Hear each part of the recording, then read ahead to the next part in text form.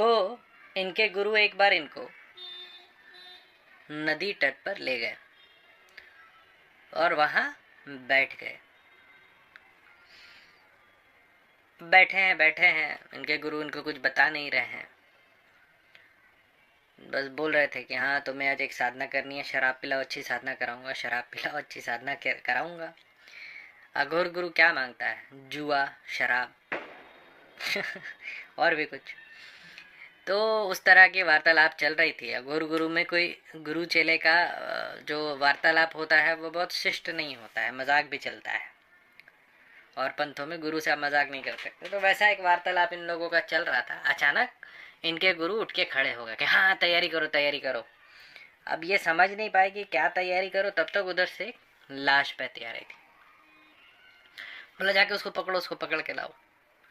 तो ये लोग तुरंत नदी में कूदे और उस लाश को खींच करके कोने पे ले आए। एक लड़की की लाश थी। तो ये जो गुरु थे इनको ज्ञात था कि आसपास के किसी गांव में सर्प के काटने से एक विशेष जाति की लड़की का देहांत हो गया है और उसको जो है जल प्रवाहित करेंगे लोग। तो ये बैठ के बस इंतजार कर रहे थे कि वो लाश वहां से बहाएं और वो बह के इतनी दूर आ जाए जंगल में ताकि ये उसको ले सके। तो उन्होंने ले लिया।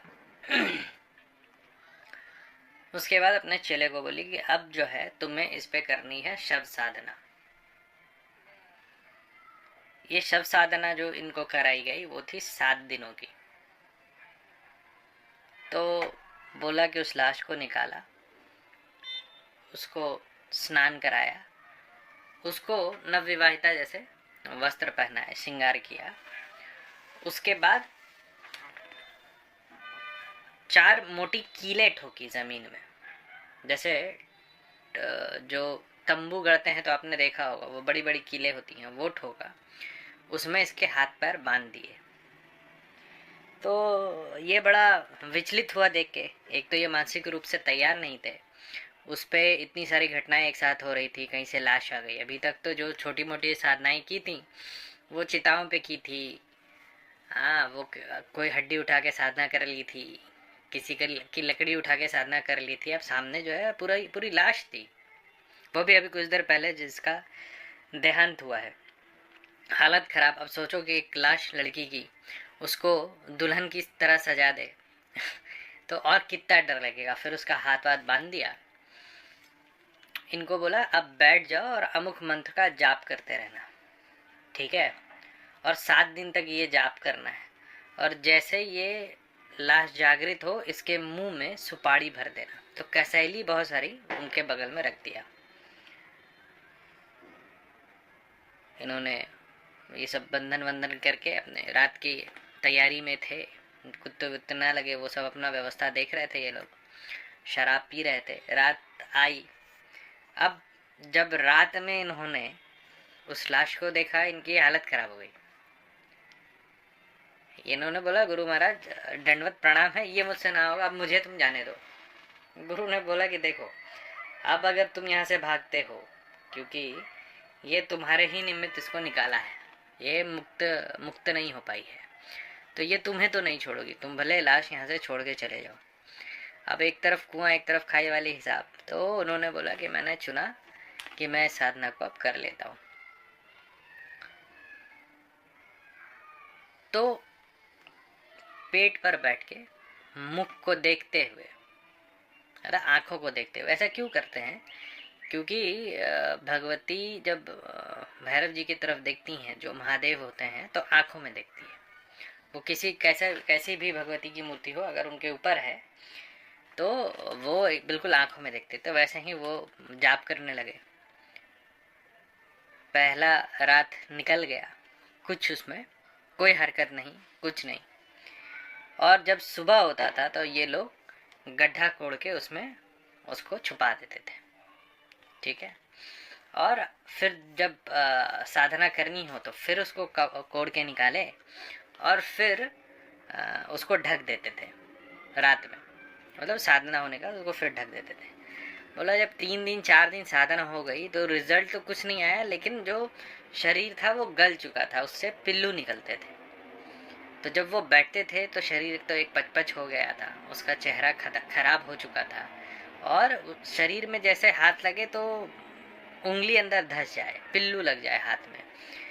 मतलब इतना विक्षिप्त वर्णन उन्होंने किया कि एक आम इंसान जो है वो पागल हो जाए। एक गंध, उस पर वो सड़न की बदबू, ठीक है, उस पे पिल्लू, उस पे रात, उस पे अंधियारा, उस पर ये इंतजार कि अब ये लाश जागृत होगी।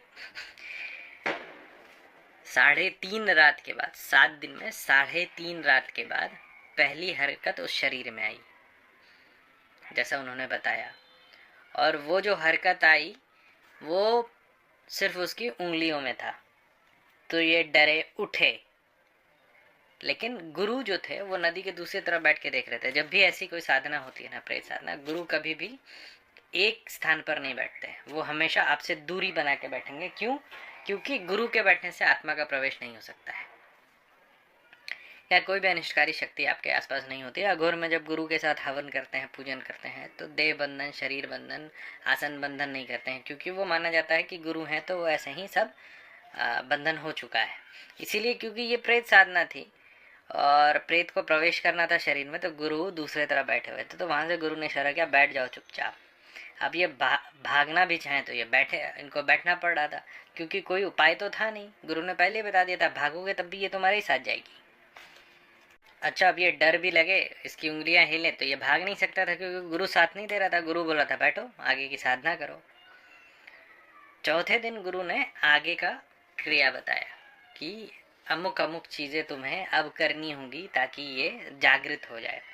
और वैसे ही सुपारी रखी हुई थी और जो व्यवस्था थी पूरी पूजा की वो बढ़ा दी गई। चौथे दिन आंख खुला और वो जो एक चित्कार थी, वो बोल, जो उनका कथन था कि वो चित्कार ऐसे थी कि आज भी, मतलब उनके हिसाब से इस पूरी घटना को काफी दिन हो गए थे, लेकिन